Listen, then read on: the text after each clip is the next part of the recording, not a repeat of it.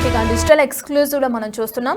ఈటీవీలో వచ్చే పాడుతా తీయగా ప్రోగ్రామ్ లో అనేకమైన చీకటి బాగోతాలు జరుగుతున్నాయని చెప్పి వాటిని బయట పెట్టడానికి ప్రయత్నించారు సింగర్ ప్రవస్తి. ఈ విషయం మనందరికీ తెలిసిందే. గత కొన్ని రోజులుగా సోషల్ మీడియాని షేక్ చేసిన టాపిక్ ఇది.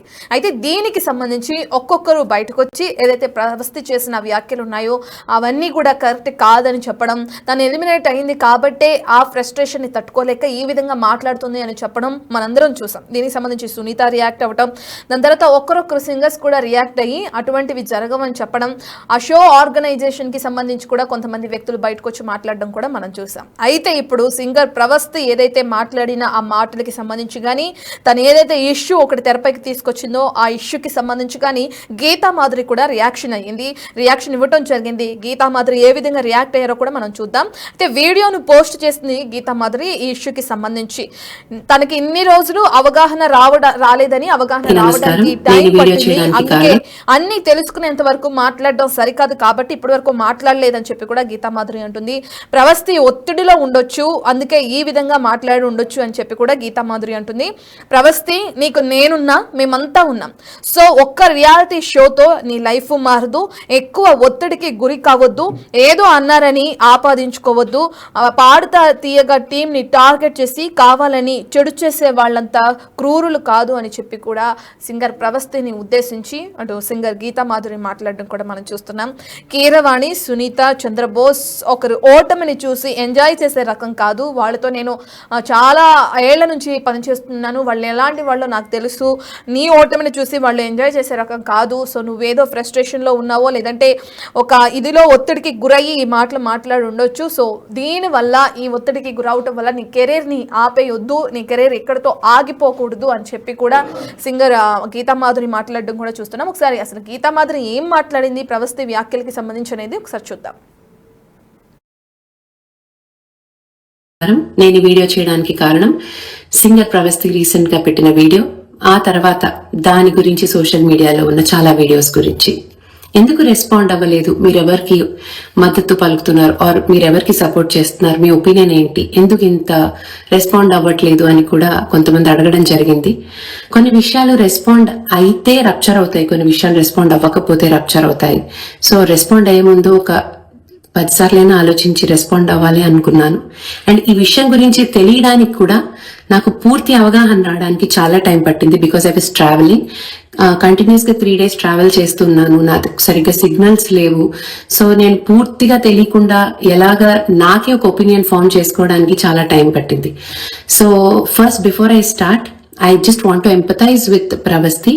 తను ఇన్ని రోజులు ఒక కాంపిటీషన్ లో, నాట్ జస్ట్ దిస్, ఇంతకు ముందు ఎన్నో కాంపిటీషన్స్ లో పాడింది. She must be going through a lot of mental pressure.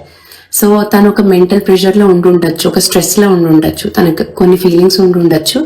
But I want to tell you, we're all there for you whenever you feel low. ప్రేమగా, మమకారంగా, అక్క మాకు ఇలా ఉంది, వీఆర్ ఫీలింగ్ లో అని చెప్పు. We're all there to support you mentally.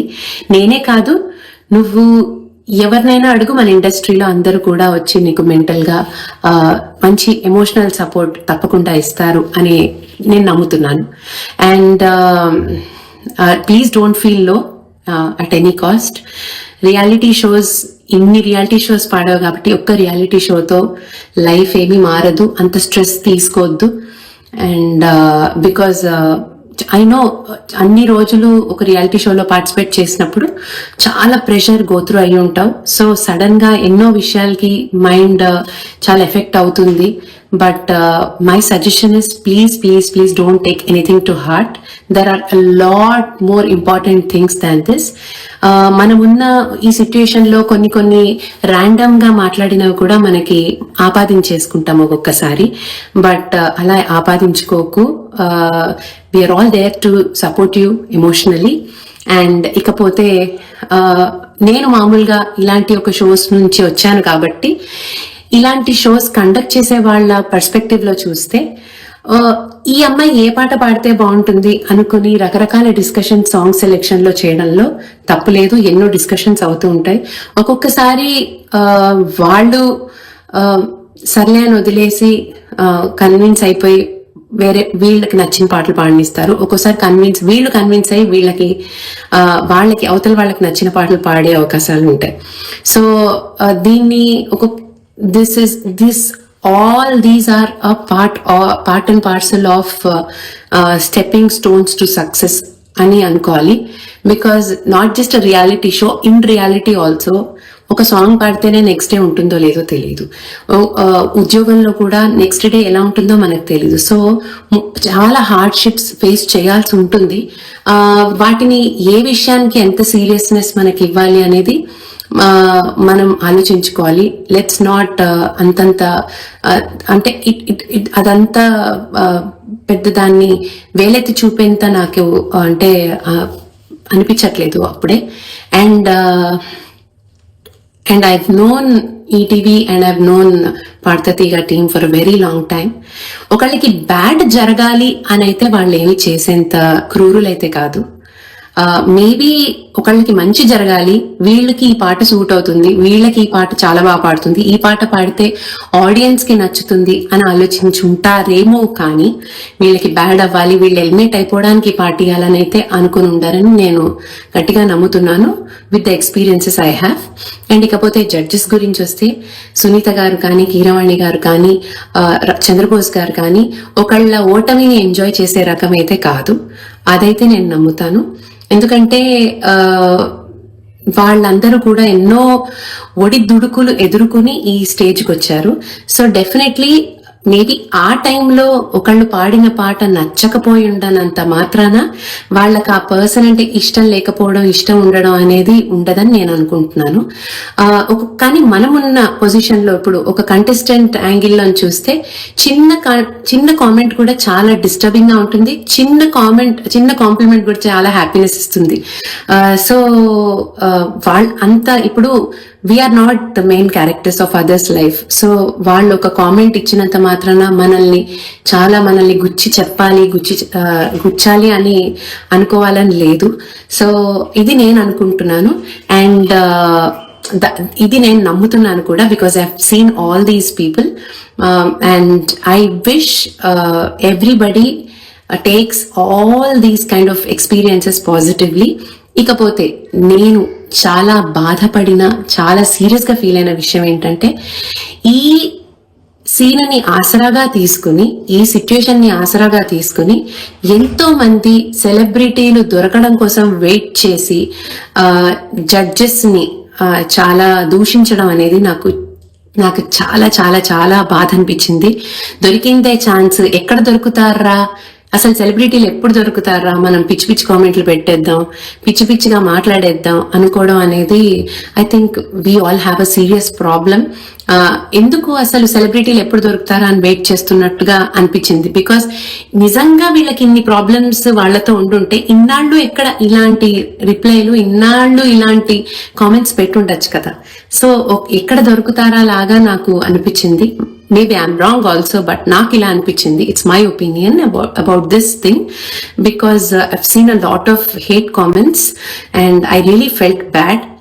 ప్రవస్తిని తిట్టినా నాకు బాధగానే ఉంది, సునీత గారిని, కీరవాణి సార్ని అండ్ అలాగే చంద్రబోస్ గారిని తిట్టినా బాధగా ఉంది. ఇకపోతే జ్ఞాపిక వాళ్ళని, ఈటీవీ వాళ్ళని తిట్టినా కూడా చాలా బాధగా ఉంది. బికాస్ ఎవరు సాడిస్ట్లు అయితే కాదు. సెలబ్రిటీలకి ఫీలింగ్స్ ఉండవు అనుకుంటారు, ఏదో ఒకటి మాట్లాడేస్తారు, కానీ చాలా ఎఫెక్ట్ అవుతారండి అందరూ.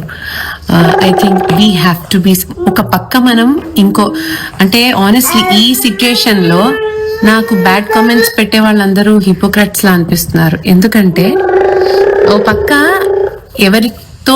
ఎవరికో సెన్సిటివ్ గా లేరని చెప్పి ఇన్సెన్సిటివ్ గా ఉన్నారనే ఫీల్ అవుతూ అవతల వీళ్ళు ఒక ఇన్సెన్సిటివ్ కామెంట్ పాస్ చేస్తున్నారు చాలా మంది. అక్కడ I'm really feeling very sad and bad. So I feel everyone has to be sensitive towards everyone. I think this is a kind of a reminder to everyone. మనం కొన్ని random గా మాట్లాడచ్చు, but అవతల వాళ్ళు దే కుడ్ బి థింకింగ్ మనం ఏదో poke చేస్తున్నాం అనుకుంటూ ఉండొచ్చు. కొన్ని మనం జనరలైజ్ చేసి మాట్లాడచ్చు, బట్ అవతల వాళ్ళని అంటున్నాం అనుకోవచ్చు. కొన్నిసార్లు మనం ఫీల్ అవ్వచ్చు, అవతల వాళ్ళు మనం ఓవర్ రియాక్ట్ అవుతున్నాం అనుకోవచ్చు. So before we come to a conclusion it's always better to communicate అన్నది నేను నమ్ముతున్నాను అండ్ యూజువల్లీ నమ్ముతాను. And everybody will have a story. ఇప్పుడు విన్ అయిన వాళ్ళ నుంచి, సెలెక్షన్స్లో ఓడిపోయిన వాళ్ళ నుంచి ప్రతి వాళ్ళకి ఒక్కొక్క స్టోరీ ఉంటుంది. పలానా రోజు పలానా జరిగింది, పలానా జరగకపోయింటే నేనే వెళ్ళేవాడిని, నేనే వెళ్ళేదాన్ని, నేనే విన్ అయ్యేదాన్ని అని ఇలాగా ఏదో ఒక స్టోరీ అందరికీ, నాట్ జస్ట్ సింగింగ్ షోస్ అనే కాదు, ఇలా అందరికీ ఏదో ఒక స్టోరీ ఉంటూనే ఉంటుంది. అండ్